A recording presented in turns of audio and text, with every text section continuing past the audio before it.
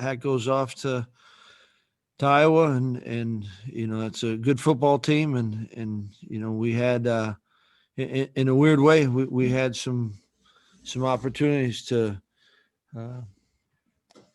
had our chances, but you have to be opportunistic when you get those chances, and certainly we didn't. And I do believe there's a group of guys, and said this to them after the game, appreciate it. We had a group, and there's a number of guys that put it all out there for this team. And I think as a coach, you're always appreciative of that. And then, there's every time you compete, every time you play, there's lessons to be learned, and we gotta find a way to get better, and certainly individually, as groups, and as a team to try to finish this thing out the right way.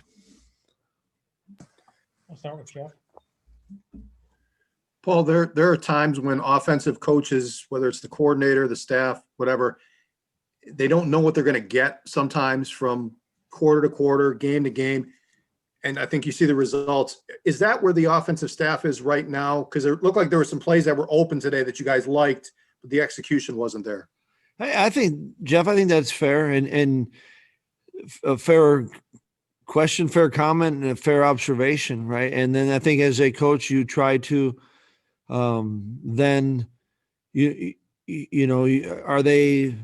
are we asking them to do something they couldn't do, right? Even if it's there, is that something? And you'd like to think, no, if you thought that, you shouldn't have it in the plan. But I think that when you go back and you want to look at this film, you're gonna. I think you have to.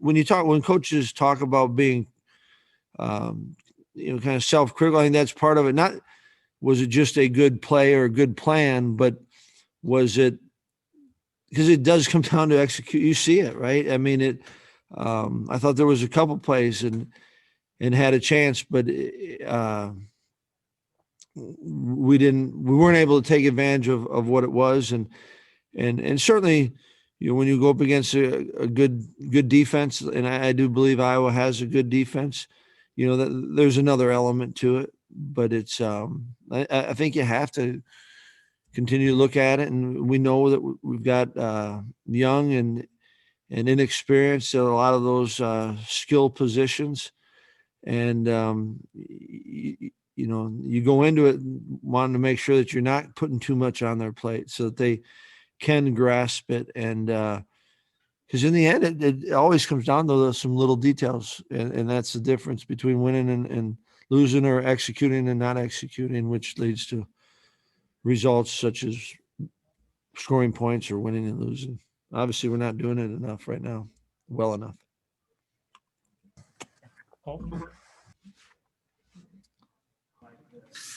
Paul, we saw you guys mentioned going into the game that this defensive line was going to be the best one that you played this year. How do you think the offensive line handled that challenge with the tough running attack today? Yeah, it was, it takes everyone. I mean, I know there's a couple times the safety was down, had a decent, the line, I guess, to answer the question, it can't always fall just on the line, that you did or didn't run the ball well. I know that I think there was times when there was enough time to throw the ball, and I know we got beat quick on one that looked like we had a possible throw down the field, and it is a good front, and yet I think we've got a good line too, and that was going to be a neat battle within the game itself. And when you come down and when it all comes together, though, we as a group offensively, right, we've got to do more, and yet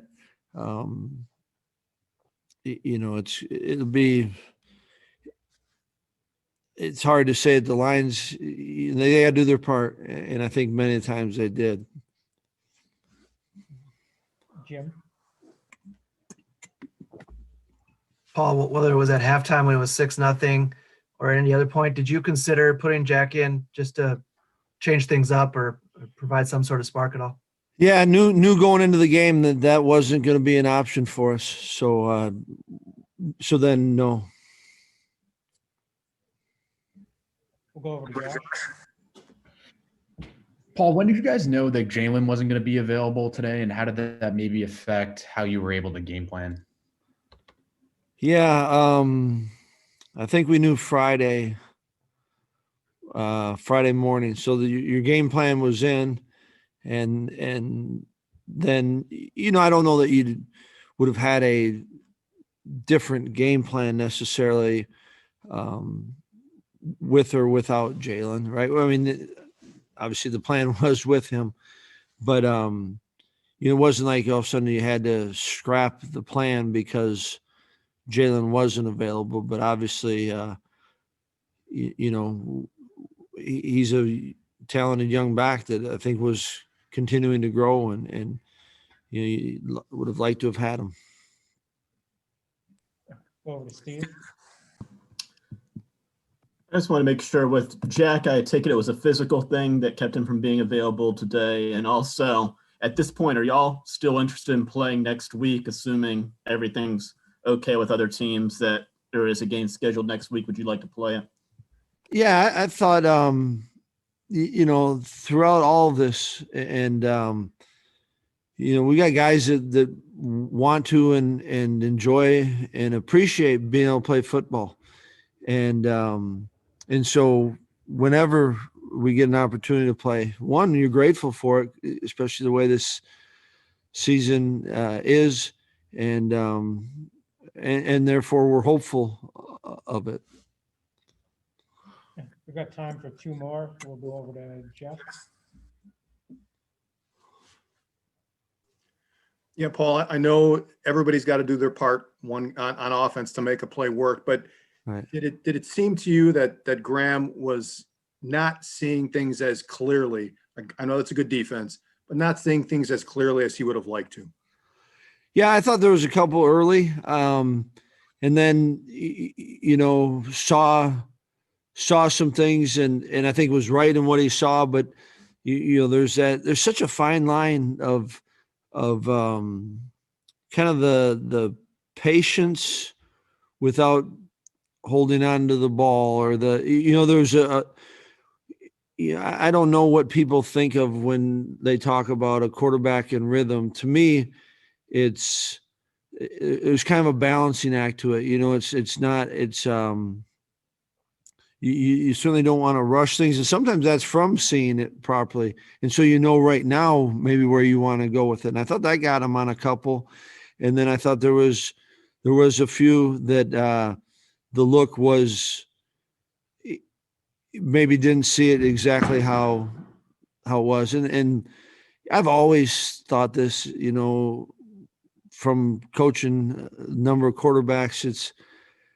I used to tell the quarterbacks all the time, it's easy for me. I've a lot of times you're watching it and there's your feet are up on the desk, and you rewind it a couple times, and obviously the ball should be right. I mean, it's not that's what's awesome about that position is there's a lot of thinking that has to go on, and really I think the thinking has to go on in the preparation. That's why all these reps are valuable, because when you're playing, it's almost has to be as much just reconfirmation, and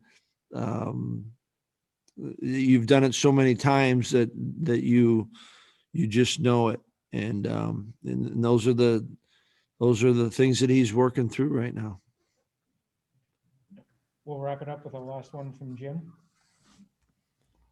Paul, Smith-Marset got behind you guys in the secondary a couple times. I'm sure you want to look at it again, but were those coverage breakdowns for the most part, or anything you can shed the light on? Yeah, I want to say, it was we're kind of, I think one I saw, right, we're kind of in the quarters, and the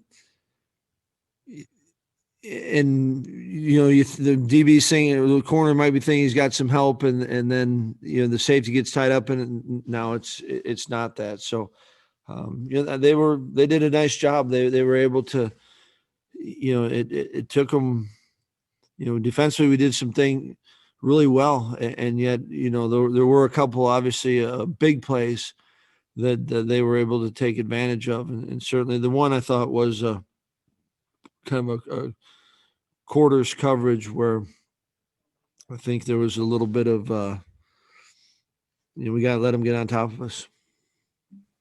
Thanks, Coach.